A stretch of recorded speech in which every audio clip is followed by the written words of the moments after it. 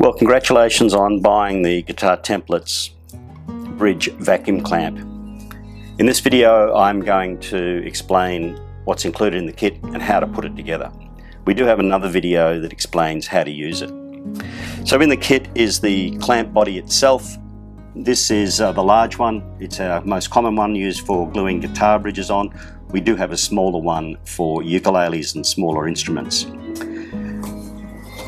There are some hardware components in here which, when put together, allow us to connect it to a compressed air line and also to turn the air on and the vacuum on and off. The vacuum generator itself, brains of the outfit, and some 6mm black tube to hook it all together.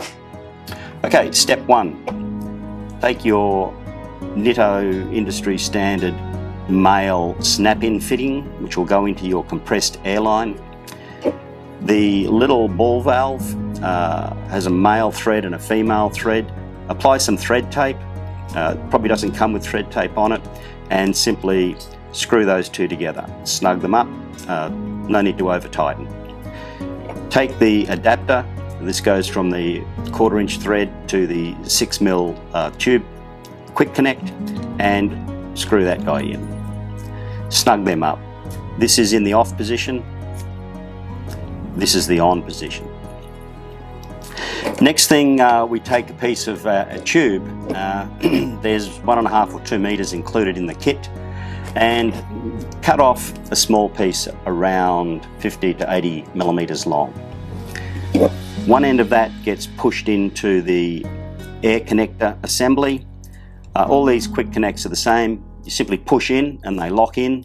To release, you pull back on the little ring on the end here, and they'll come apart quite happily. But once they're in, they're nice and firm. Take your vacuum generator. You'll notice that one end has P for pressure, the other end has V for vacuum. So this is the pressure end where the compressed air goes in, so make sure you push it into the end marked P. And that's our vacuum generator all assembled. Next, take the remainder of your black tubing. One end goes into the other end of the vacuum generator, and on the end of your vacuum clamp body you'll see there's a hole here, a 6mm hole. Simply take the other end of the tube and push it in. That's it. It's all done. It's ready to go, ready to use. Hook this into a compressed air line and the vacuum, and turn the little valve on, and the vacuum generator will start sucking.